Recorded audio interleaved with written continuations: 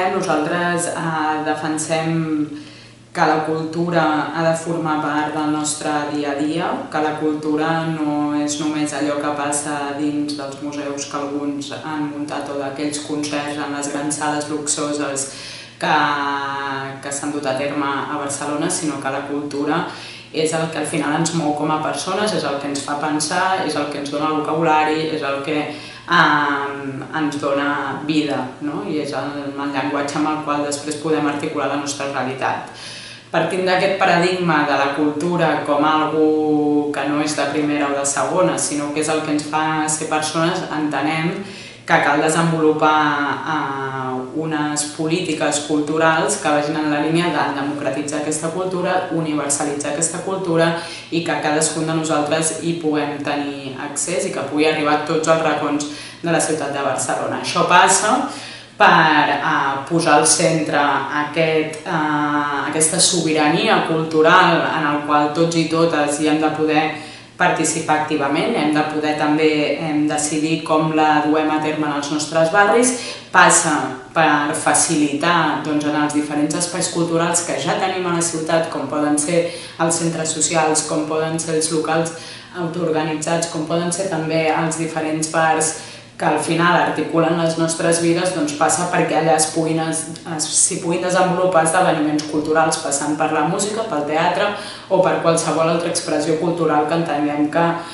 representa o que ens representa com a veïns i veïnes de la ciutat. En aquest sentit, creiem que s'han de posar moltes més eines perquè en tots aquests espais s'hi puguin desenvolupar accions culturals. També creiem que s'han de posar moltes eines perquè l'espai públic esdevingui també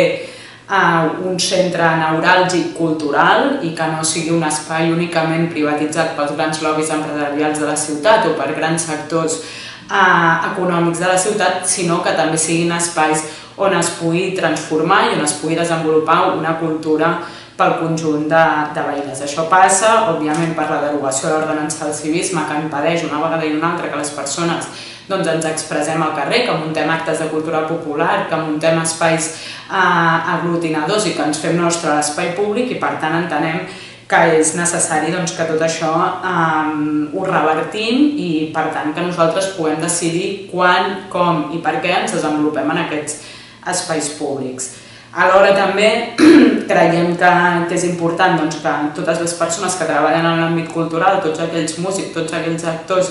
tots aquells grafiteros, totes les persones que en un moment o altre desenvolupem una vessant més artística o que volem transformar la realitat a través del pensament crític, a través de pensar amb aquestes eines i amb aquesta nova visió que ens pot donar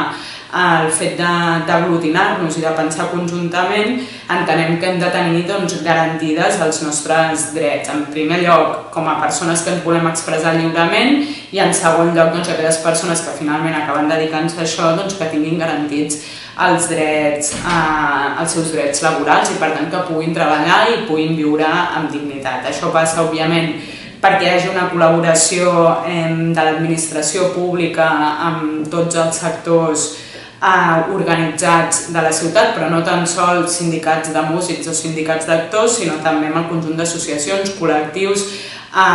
i ens i persones i agents de la ciutat que treballen per fer de la cultura un ens de transformació social i un ens on entre totes puguem repensar la ciutat de Barcelona.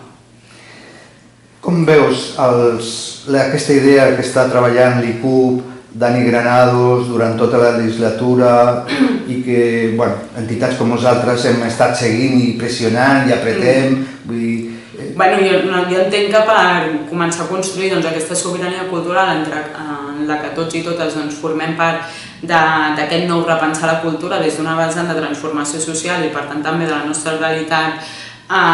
com a veïnes de la ciutat, és necessari que hi hagi aquests espais i que generin aquests mecanismes per tal que les expressions culturals arribin a qualsevol racó i per tant començar a pensar els bars com a espais i centres culturals on s'hi puguin desenvolupar activitats culturals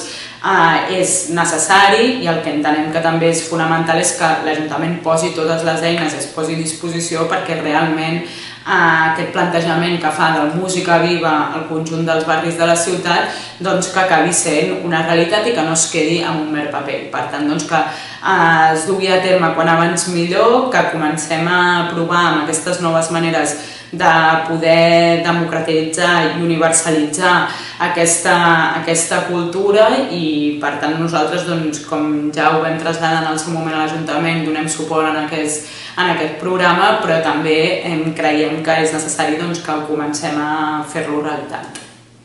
Molt bé, moltes gràcies. Sí?